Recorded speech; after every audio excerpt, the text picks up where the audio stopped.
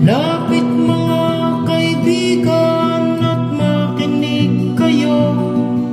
Ako'y may dala-dalang balita galing sa bayan ko.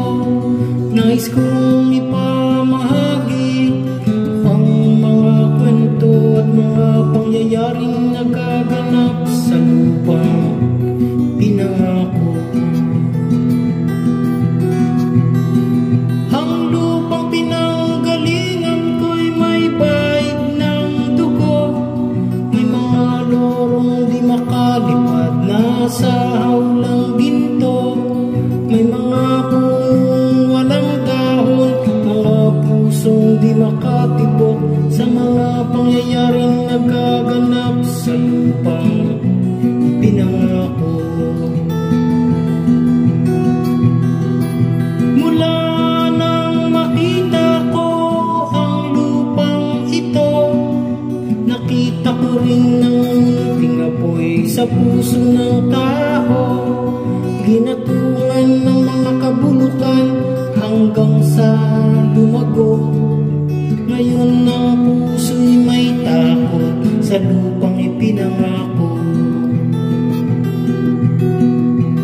Lapit mga kaibigan at makinig kayo. Ako'y may dala-dalang balita galing sa bayan ko. Nais kong ipamahagi ang mga kwento at mga pangyayaring nagaganap sa lupang pinangako.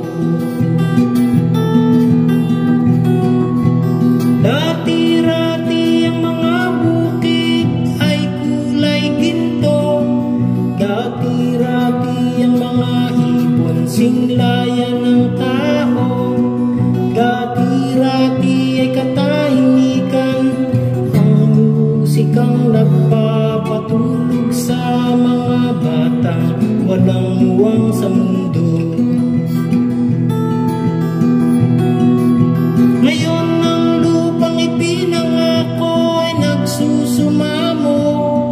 Patakan yun ang luha, ang apoy sa kanyang puso. Dinggin niyo ang mga sigaw ng mga puso ng taong kung inyong dadalhin kabilang sa inyo. Duol mga kaigsunan ug paminaw kamo.